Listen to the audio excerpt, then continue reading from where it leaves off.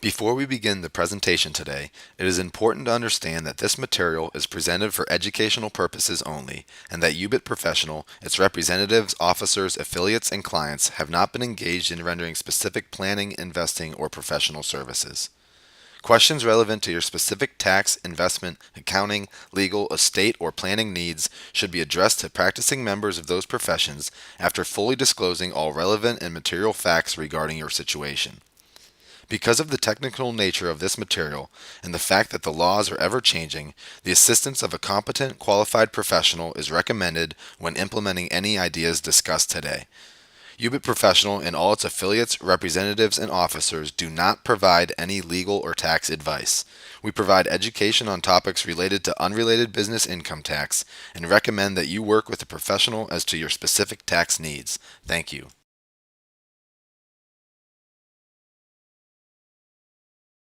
In this episode, we will discuss a widely misunderstood tax called Unrelated Business Income Tax, which is a special tax your IRA or other qualified account is responsible for paying when generating income from a business that does not pay corporate tax or income from a debt-financed property.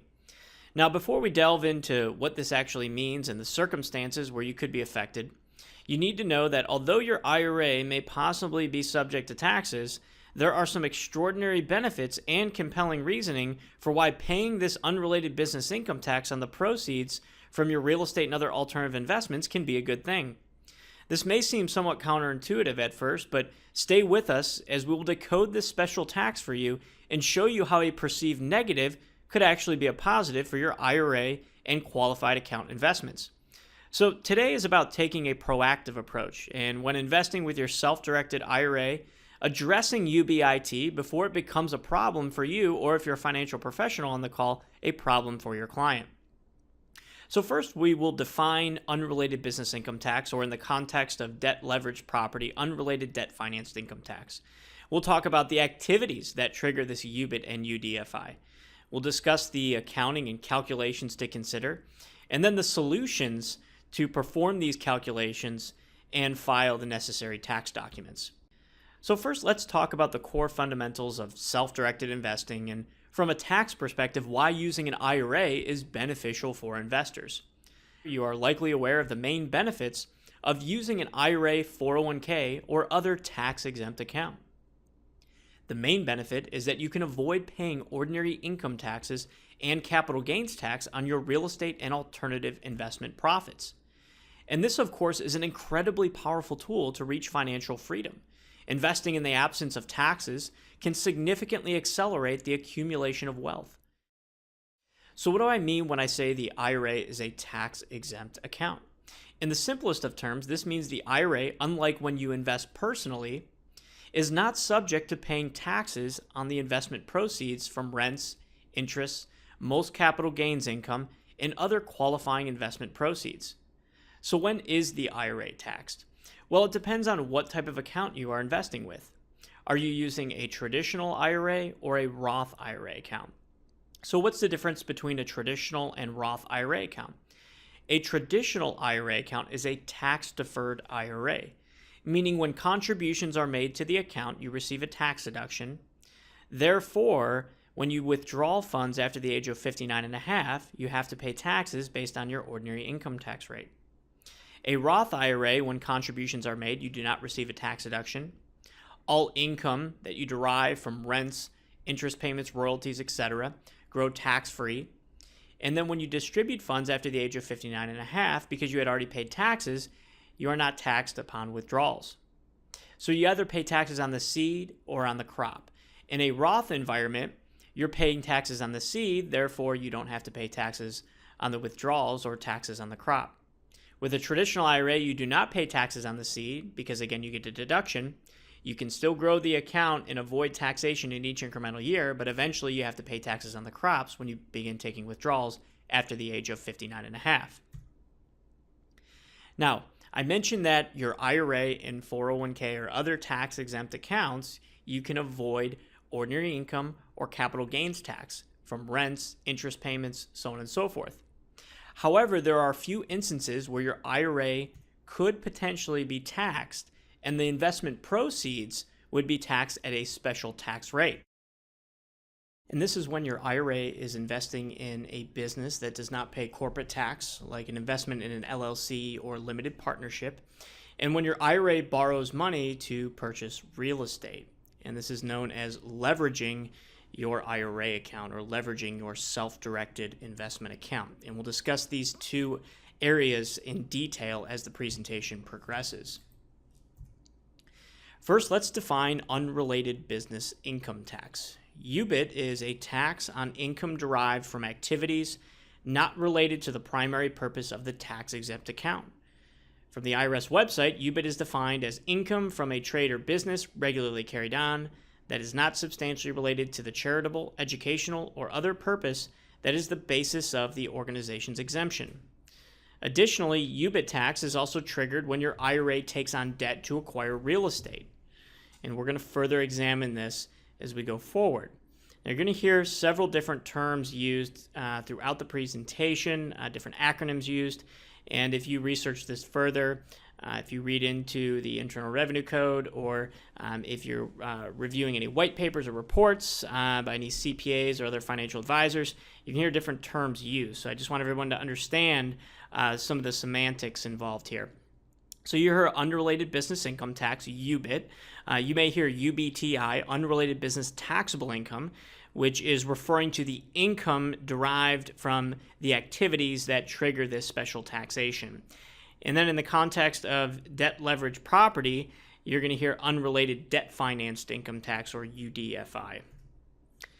So when investing with your IRA account in passive income activities, so we talked about this before, rents, royalties, most capital gains, dividend tax, so on and so forth, passive investment activities are not subject to unrelated business income tax. And that's in black and white in Section 512 of the Internal Revenue Code. But once you start investing in activities that are not related to the primary purpose of the IRA account or tax-exempt arrangement, you then may be subject to unrelated business income tax. It's not that you always will be subject to unrelated business income tax. It's that there's the potential of being subject to this unrelated business income tax. So what might trigger the UBIT? Well, undoubtedly, when your IRA takes on debt to acquire property or through a refinanced mortgage, the IRA will be subject to unrelated business income tax. And essentially, this is the government saying, if you use funds from an outside source, that being a loan, you must pay taxes on the percent that is leveraged, or the income derived from the percentage of that property that is leveraged. And again, we're going to examine this further and actually illustrate this using a hypothetical example. All right, the second is when your IRA invests in an ordinary trade or business that is regularly carried on. So when your IRA invests in a flow-through entity like an LLC or a limited partnership, you may incur unrelated business income tax. It's not that you always will incur unrelated business income tax. It's that, again, there's the potential.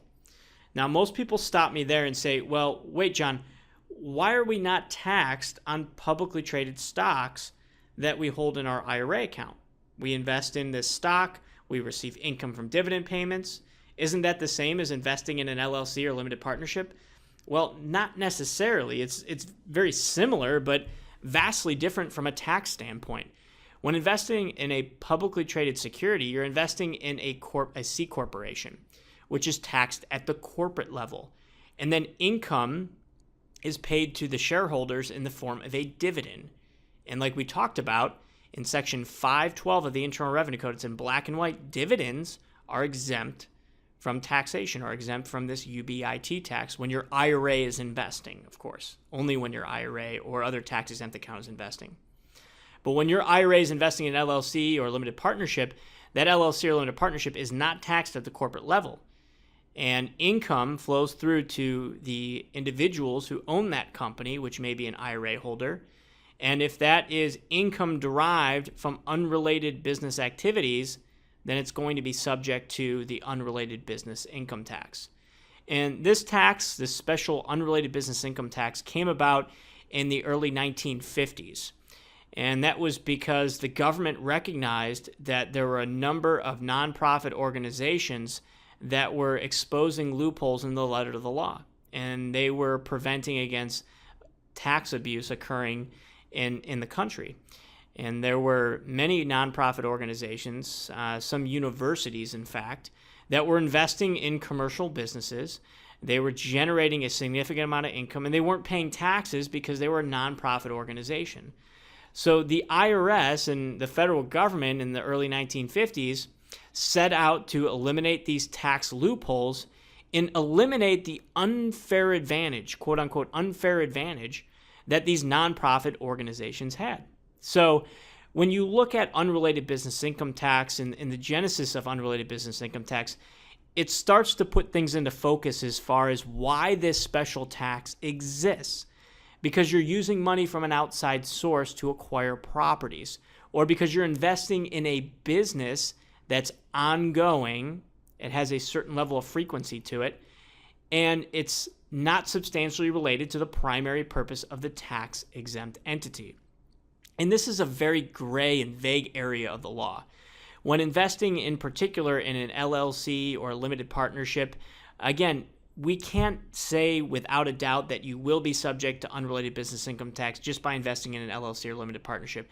There's additional testing that has to be done, and in some instances, you do have to speak to a CPA or tax professional to determine whether you do or do not have UBIT in that particular scenario.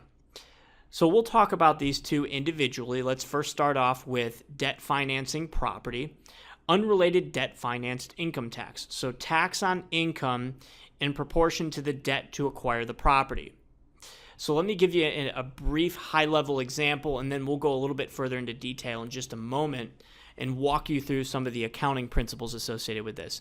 So if I purchase a $100,000 property with a loan for $50,000, 50% of all of the profits from the rental or sale of the property will be subject to this unrelated debt financed income tax. So I bought a property for $100,000, I got a $50,000 loan. So 50% of the capital came from an outside source. Therefore, 50% of all the profits are going to be subject to this unrelated debt financed income tax. Now, there are more variables to consider, but this is the basic concept. And again, in just a moment, I'm going to give you a hypothetical example so you can grasp this concept. Now, most investors stop me there and they say, John, well, UBIT is really double taxation. It sort of defeats the purpose of using an IRA account to invest in real estate. Or, John, why would an investor ever consider taking on debt to acquire real estate? Well, there are many reasons for this, but the two key points are that you can, number one, diversify your portfolio. You can purchase additional properties rather than tying up all of your cash in one deal and possibly purchase 2 or 3 additional properties, again, furthering your diversification and spreading your risk. And number two, you can potentially increase your cash flow and annualize returns. And eventually, when you pay down the debt, you are relinquished from the tax liabilities, and you now own a free and clear, tax-free or tax-deferred asset. Now, every deal is different, and as such, you must perform your own projections, but many CPAs have performed a side-by-side comparison for their investors with these transactions and found that in most scenarios, although UDFI tax is present, the investor pays less taxes in comparison to using a non-tax exempt account. So there can be, depending on your situation, some extraordinary benefits to debt financing real estate purchases in your IRA account. And if you have an IRA account now with a property and you're looking to acquire additional properties, but you don't have enough cash available in that account, there's the potential to get a cash out refinance, or you can leverage in other ways in order to free up some cash in order to acquire additional properties. Now, before we get started in the accounting principles, let's first discuss the financing piece of debt finance property, because when your IRA is taking on debt, it must take on debt in the form of a non-recourse loan, which is vastly different from a conventional mortgage, as many are accustomed to, or as many investors are familiar with. So what is a non-recourse loan? Well, a non-recourse loan states that in the event of a default, the only recourse against that individual is the subject property. So they can only claim that subject property in the event of a default. There is no personal guarantee with a non-recourse loan. Your IRA cannot personally guarantee a loan, and you personally cannot personally guarantee a loan that your IRA is taking. That is considered an extension of credit prohibited transaction. So you would never want to put yourself into a situation where you're borrowing money from maybe a private lender or a hard money lender and you're personally guaranteeing that loan. If you are going to work with private lenders or hard money lenders, you want to make sure that they understand they're lending to the IRA, there cannot be any personal guarantees, and there must be that specific provision or clause that states in the event of a default, the only recourse that that lender has is against the subject property. Now you're probably asking yourself the question, where do I find a non-recourse lender? Well, again, you can work with private lenders or hard money lenders. Hard money lenders and private lenders that have been working with real estate entrepreneurs and investors are probably familiar with an IRA account, but they can also reach out to their real estate attorney or other legal counsel in order to make sure that they underwrite those documents correctly and that they're performing all their due diligence necessary. You can also go to your local community banks and other mortgage lenders. They might be willing to underwrite this specialty mortgage. I will caution you that most lending institutions will not underwrite a non-recourse loan to an IRA lender or IRA borrower. But by all means, you can look to those resources. I've had customers that have had luck with their smaller local community banks that have portfolio loan products and are willing to underwrite this specialty loan. If the deal makes sense for them, they might be willing to do that for you. We do have a list of non-recourse lenders that our customers have used in the past. We don't endorse or recommend any one particular lender, but if you're interested in obtaining that information and those resources, you can contact our customer service department, and we can email you a PDF download with those non-recourse lenders so you can inquire with those particular companies. So let's move into some of the accounting concepts that you need to understand prior to engaging in any debt-financed real estate purchase so that you can perform your own pro forma analysis or understand the basic components of this so when you reach out to a tax professional or CPA, you have the basic understanding of what goes into conducting a pro forma analysis and estimating the taxes that you may pay.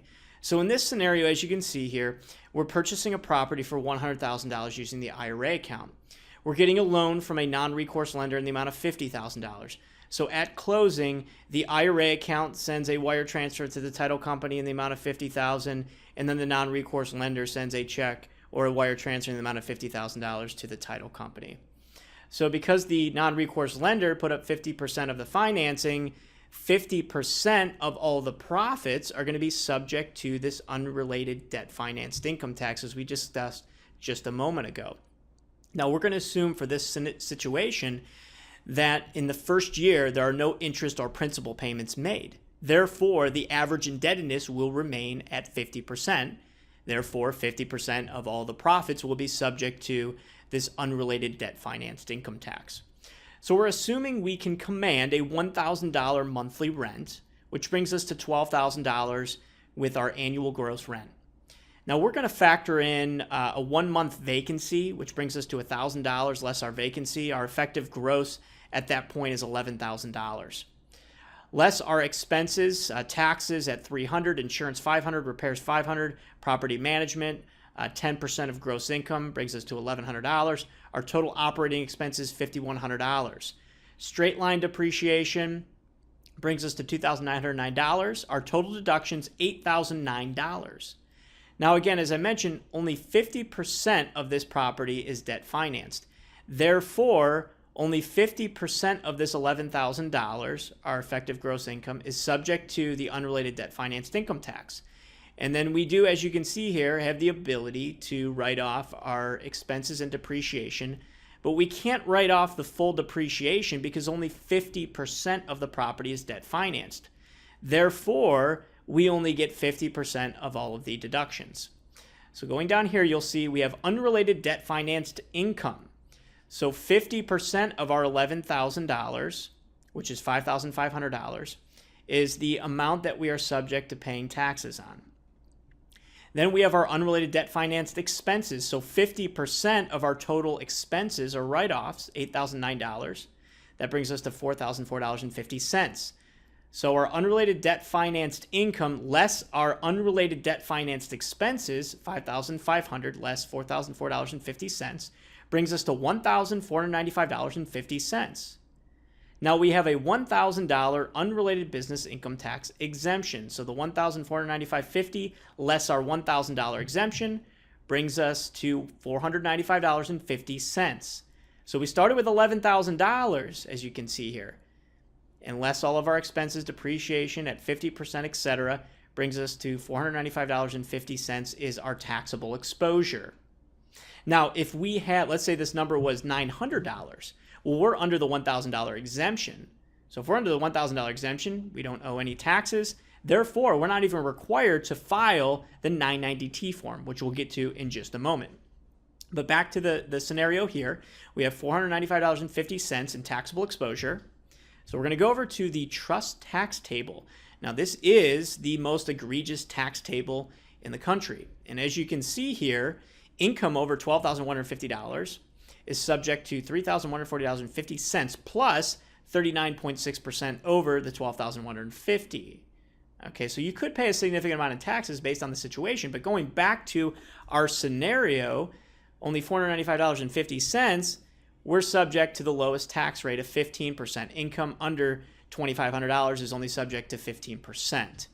So we go back to our example here. We have $495.50 times 15%, that's $74.33. So we have $11,000 in income, all right? And as we show our expenses here, you'll see that our cash flow, our annual cash flow, is over $5,800, and our taxes is only $74.33. So how do we file the tax return? We file a 990T form, and this can be prepared by you, a tax professional, or you can have UBIT professional take care of this for you. We specialize in providing solutions for investors just like you. Regardless of how you elect to prepare the Form 990T, you will ultimately send it to the Internal Revenue Service for filing, along with a check for, in this example, $74.33. And that check must come from the IRA made payable to the Internal Revenue Service. One of the most common questions I get is, John, can I pay for the taxes outside of my IRA with just my personal money, or in other words, my taxable savings? Unfortunately, you cannot do this, as it would be considered a self-dealing prohibited transaction and could compromise the integrity of the tax-privileged IRA account. So again, just as a recap, we have our effective gross income. 50% of that effective gross income brings us to $5,500. 50% of our total deductions, $4,004.50. Our unrelated debt financed income, $5,500, less our unrelated debt financed expenses brings us to $1,495.50, less our $1,000 UBIT exemption brings us to $495.50. Our taxable exposure, $74.33 on the payment. Now, if we show a loss, so let's say we have negative, we're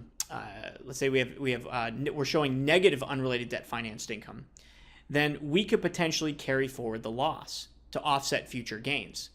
We're not required to file, but if we want to recognize that loss and carry forward that loss to offset future gains, then we will be required to file the special tax form 990T. One of the common questions I get is, John, how do I determine whether I should file or not if I'm taking a loss? Well, it depends on your exit strategy. So if you think that you are eventually going to sell that property and recognize a gain while you still have debt on the property, it would probably behoove you to claim those losses and file the necessary 990T form. If you feel as if you're going to pay down the debt and then, let's say, a few years later, you're going to sell the property, there's no debt on the property, you're no longer subject to UDFI, then it may not behoove you to file the 990T recognizing those losses. That's where a good tax professional or CPA can come into play and help analyze the transaction, determine what your exit strategy might be, and also mitigate your risk by determining worst case scenarios, and then be able to advise you accordingly. Now, I mentioned before, just a moment ago, that if you pay down the debt and then you sell the property, you're no longer subject to the unrelated debt financed income tax. And that is absolutely true. However, you have to wait 12 months.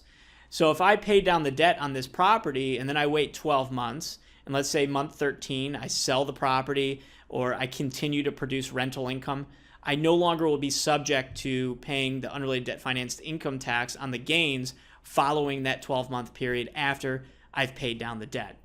So you need to look at your not only the initial tax you're paying, but also what is your exit strategy.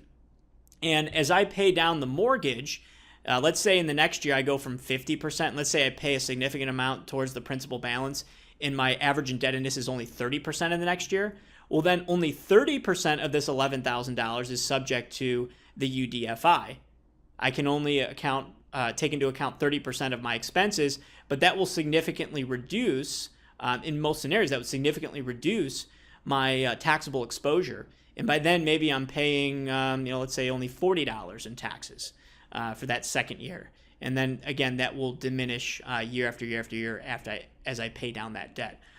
Some investors in this industry, they're not necessarily concerned with cash flow because it's their IRA account.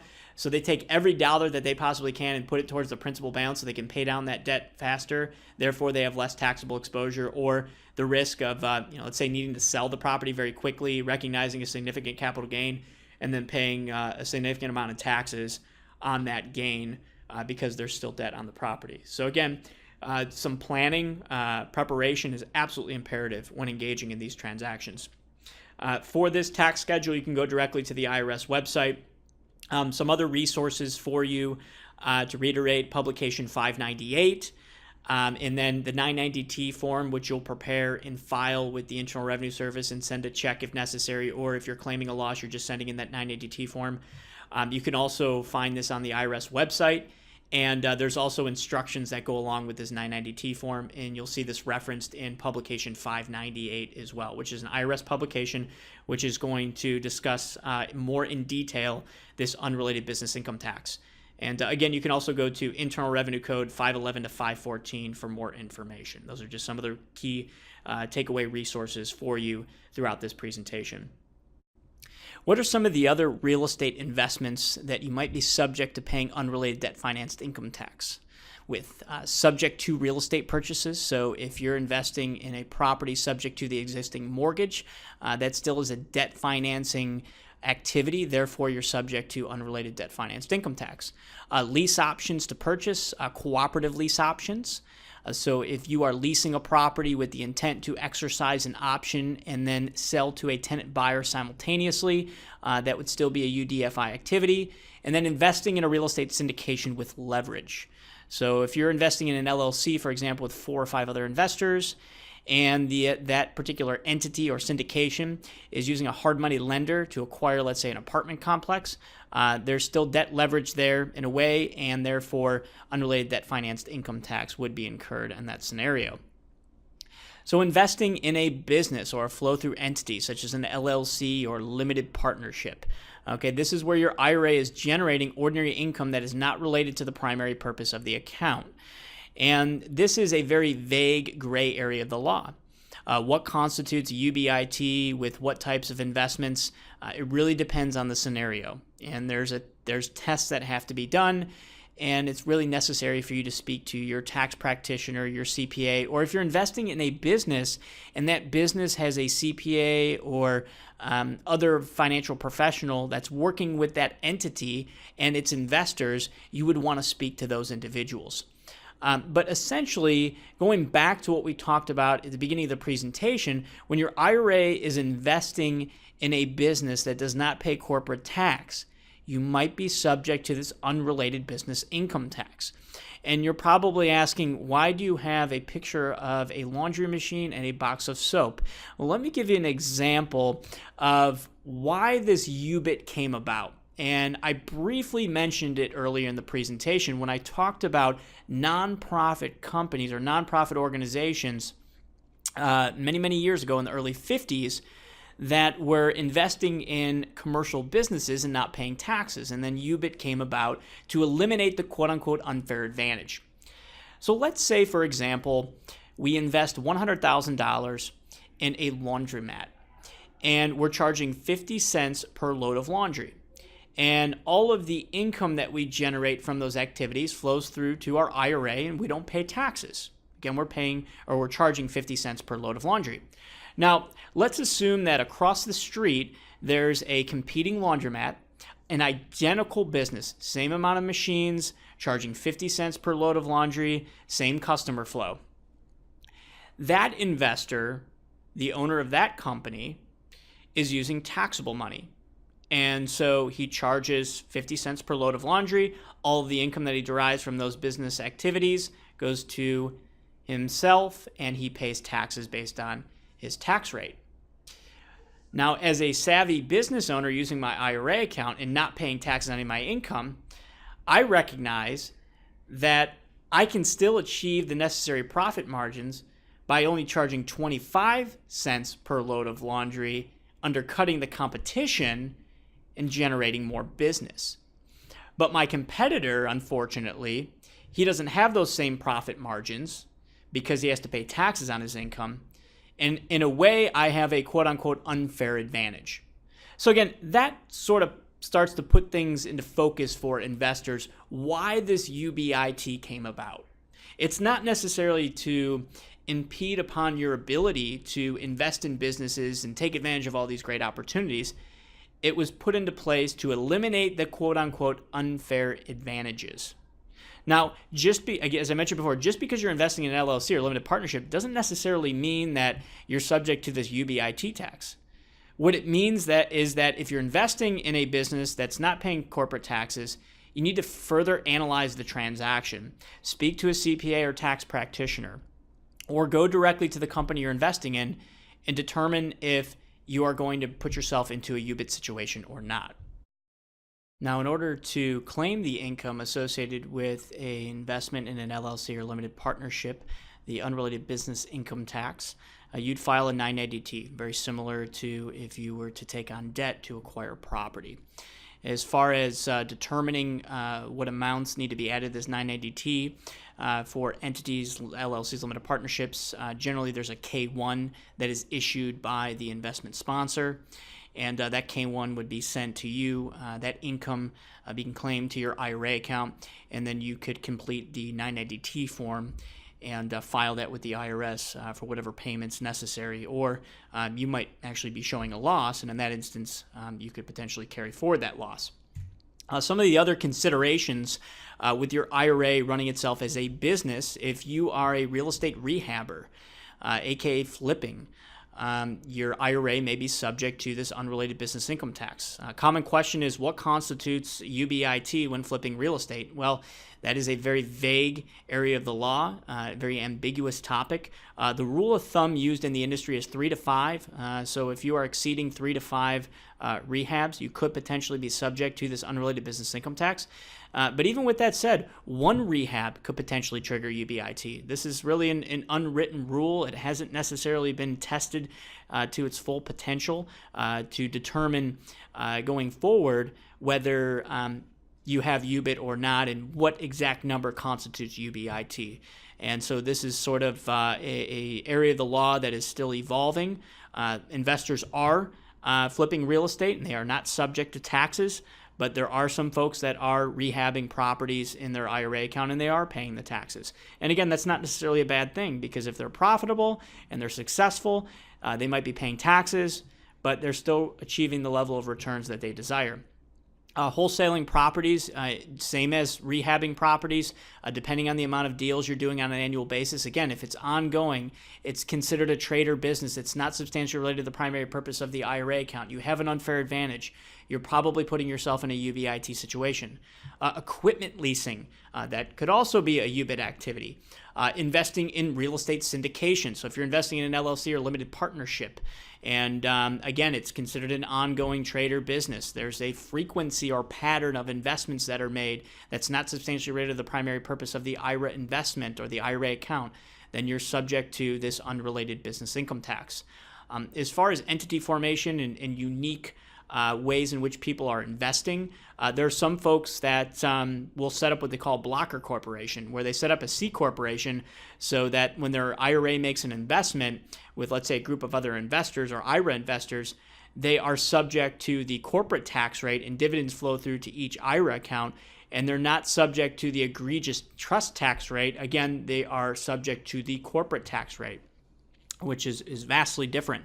So there are different ways in which you can adopt different techniques and strategies to mitigate some of this UBIT tax, but it all starts with preparing well in advance for these transactions, finding a good CPA or tax practitioner, especially on some of these more advanced topics, and making sure that you're doing your due diligence, crossing all of your T's and dotting all of your I's. So when should you consider UBIT or UDFI? Well, really you need to consider it prior to making your investment and perform a pro forma analysis.